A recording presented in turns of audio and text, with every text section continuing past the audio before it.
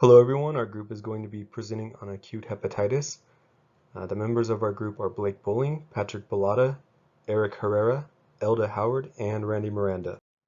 So what is hepatitis? Hepatitis is basically inflammation of the liver and the liver cells. Hepatitis is considered acute if the clinical manifestations last for less than 6 months. The most common cause of hepatitis is a viral infection. There are 5 types of viral hepatitis: hepatitis A, B, C, D, and E. Each of these are caused by a specific virus. Hep A is always acute, while Hep B, C, D, and E can be either chronic or acute. Hep A, C, D, and E are caused by RNA viruses, while Hep B is caused by a DNA virus. Hep A is generally transmitted through a fecal-oral route. The most common way of it being transmitted is through contaminated food or drinking water. Hep B and C viruses are transmitted through blood, blood products, or body fluids such as semen and vaginal secretions. Sources include unsafe sex, perinatal contact, which means where a mother who has hepatitis passes the virus on to her infant, and IV drug use or accidental needle stick punctures. Hep D is closely linked with Hep B. It's transmitted the same way and only occurs when there's already an existing Hep B infection. Without the Hep B virus, the Hep D virus cannot replicate. Hep E is generally transmitted through contaminated water. It's very rare in the United States. There's only been a couple reported cases in the US, and it's generally found in developing countries. Acute hepatitis may also be due to exposure to chemicals or drugs. Examples include excessive alcohol consumption, overuse or overdose of medications, and exposure to poisons. So basically, any sort of damage to the liver cells can result in inflammation and cause acute hepatitis. For example, in viral hepatitis, the virus harms the hepatocytes through direct action or through a cell-mediated immune response to the virus. Alcohol hepatitis works a little different. This occurs because when the body is breaking down alcohol, it produces chemicals. These chemicals trigger an inflammatory response that harms liver cells. Okay, so the clinical manifestations of hepatitis, often patients don't have any sort of symptoms, and they may not even be aware that they have hepatitis.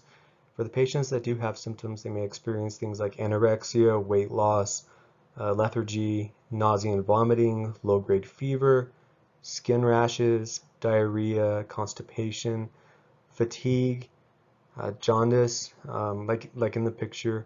The patient, you can see he has yellowing of his eyes, and generally the patients have yellowing of the skin as well.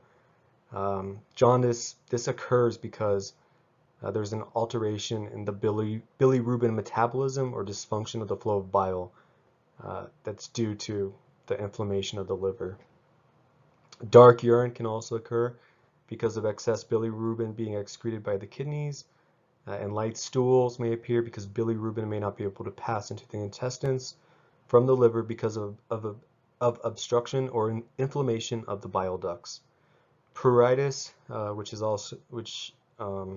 is more commonly known as intense itching, can occur because of an accumulation of bile salts beneath the skin.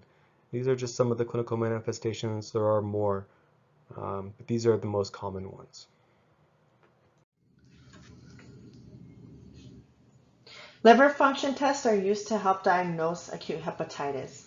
These blood tests show abnormalities in certain enzymes and proteins in the blood. ALT is an enzyme that helps convert proteins into energy for liver cells.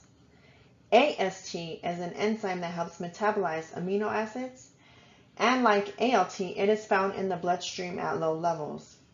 When both ALT and SAT are increased, it can be an indicator of liver damage, disease, or muscle damage.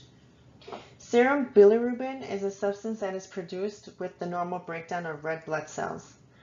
Elevated levels can indicate liver damage or certain types of anemia. Serum proteins like gamma globulin and albumin are proteins made by the liver. When gamma globulin is increased, it can be an indication of impaired clearance by the liver. When albumin is decreased, it is an indication that liver cells are injured. PT and INR are indicators of how long it takes the blood to clot. An increase in these can indicate liver damage due to the decreased production of prothrombin by the liver. ALP is an enzyme that helps break down proteins, and an increase can indicate impaired excretory function of the liver. GGT is another enzyme that is found in the blood, and increased liver levels can also indicate liver damage. Bilirubin can also be in the urine, and an increase can indicate conjugated hypobilirubinemia. There are also tests that can be done to help determine acute hepatitis. Liver biopsies are an option but are not recommended unless there's a doubt in the diagnosis. Non-invasive ways can be a fibroscan, which uses the ultrasound transducer to determine the degree of liver fibrosis, or FibroSure. It's a biomarker that uses the results of serum tests to measure the degree of hepatic fibrosis.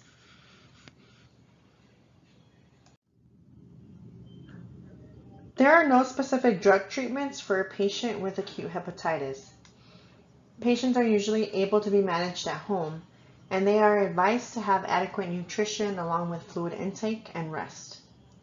There is support therapy for them with antihistamines for generalized itching and antiemetics like promethazine or ondansetron for nausea.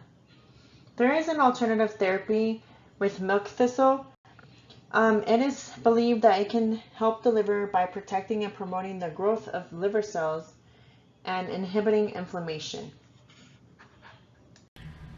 On this slide, we're going to be discussing nursing diagnoses for those with acute hepatitis.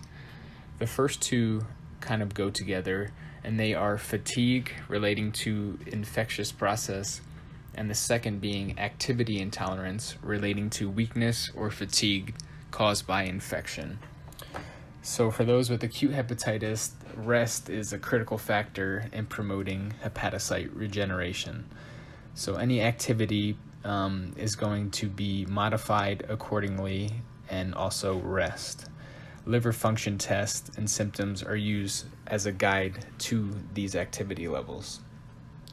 The last nursing diagnosis we have is imbalanced nutrition, less than body requirements relating to anorexia or impaired use of proteins and carbohydrates. It is important that those with acute hepatitis receive adequate nutrition, but it's not always easy. Anorexia and distaste for food may cause nutritional problems, and patients must be assessed accordingly. Smaller, frequent meals may be preferable, and often patients with hepatitis find that anorexia is not severe in the morning, so good breakfast will do. Drinking carbonated beverages and avoiding hot or cold foods can help alleviate anorexia, and measures to stimulate the appetite, such as mouth care and attractively served meals, should be included in your nursing care plan. Nursing and other collaborative treatments. In order for nurses to understand patient-specific treatments and implementation of care plans, a thorough medical history and assessment must be completed upon admission. Once causation and symptoms are reviewed with the patient, the nurse can then create a patient-specific care plan to help meet the patient's individual needs. Education is one of the most important jobs a nurse has. Giving the patient patient-specific information and education will allow the patient to fully understand the plan of care, which may make the difference in the patient's willingness to participate in the recovery process. Collecting specimens for laboratory analysis is essential in helping to diagnose the severity and type of hepatitis the patient may have.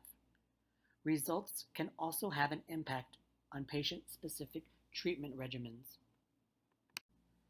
Along with nursing treatments and interventions, it is important to have interdisciplinary teams involved to optimize the patient's healing process. Dietary consultations are important because it will give the patient necessary information and education to optimize dietary choices that can help the body and liver heal and regenerate. PT and OT consultations are important because it will provide the patient with information on the importance of rest during the healing process. By giving patients alternative options to complete activities of daily living, we are allowing them to have the independence that is important and maintaining control, but also allowing them to have the rest that is necessary for the body and liver to rest and regenerate. Substance avoidance counseling should be implemented and include the importance of avoiding alcohol and other substances that can impede the healing process of the liver. Since there is no specific drug therapies for treating acute hepatitis, symptom-specific drug therapies may be necessary. Specific drug treatments and therapies can help alleviate specific symptoms the patient may be experiencing and may include treatments for nausea and vomiting, generalized itching, and pain management. Now I'm going to talk about potential complications, how to identify, and ways to prevent these complications related to acute hepatitis. Complications that can occur related to acute hepatitis include acute liver failure, chronic hepatitis, cirrhosis of the liver, and liver cancer. Acute liver failure is a serious condition with a poor prognosis, often accompanied by hepatic encephalopathy and characterized by a rapid onset of severe liver dysfunction. Some clinical manifestations include jaundice and coagulation abnormalities, but the first signs of acute liver failure are changes in cognitive function. CT or an MRI is helpful in providing information about the liver size and contour. Viral hepatitis, in particular HBV, is the second most common cause of acute liver failure. Hepatitis A is a less common cause. To prevent acute liver failure, patients should follow instructions on medications, drink alcohol in moderation, if at all, get vaccinated, and avoid contact with other people's blood and bodily fluids. Chronic hepatitis. Some HBV infections and the majority of HCV infections result in chronic viral infections. The only definitive way to distinguish among the various forms of viral hepatitis is by testing the patient's blood for the specific antigen or antibody. In some types of viral hepatitis, the blood can be tested for the viral level or viral load. In addition to vaccination, there are other simple ways to prevent the spread of hepatitis virus. You should wash your hands thoroughly with soap and water after the potential exposure to blood, stool, or bodily fluids. Use condoms with sexual partners. Avoid direct contact with blood and bodily fluids. Avoid unclean food and water, and avoid injecting drugs. Cirrhosis of the liver. Cirrhosis is a chronic progressive disease of the liver characterized by extensive degeneration and destruction of liver cells. The most common cause of cirrhosis in the U.S. are chronic hepatitis C infection and alcohol-induced liver disease. The onset of cirrhosis is usually insidious. Patients with cirrhosis have abnormalities in most of their function studies. A liver ultrasound may be used to assess the severity of cirrhosis. A liver biopsy may be done to identify liver cell changes and alterations in the lobular structure. Differential analysis of acidic fluid may help to confirm the cause of cirrhosis. Ways to prevent cirrhosis includes minimizing alcohol intake, avoid infections, maintain a healthy nutritious diet, and careful use of over-the-counter medications. Liver cancer. Metastatic carcinoma of the liver is more common than the primary carcinoma. The liver is a common site of metastatic growth because of its high rate of blood flow and extensive capillary network. Liver cancer can be difficult to diagnose and differentiate from cirrhosis. They have similar clinical manifestations. Tests used to screen and diagnose liver cancer are ultrasound, CT, and MRI. A biopsy is performed when the results of diagnostic imaging studies are inconclusive or tissue is needed to guide treatment. You can lower your risk for developing liver cancer by following healthy lifestyle measures such as regular exercise, controlling your weight, and eating a healthy diet with limited amounts of alcohol. It's also important to avoid infection with the hepatitis B and C viruses.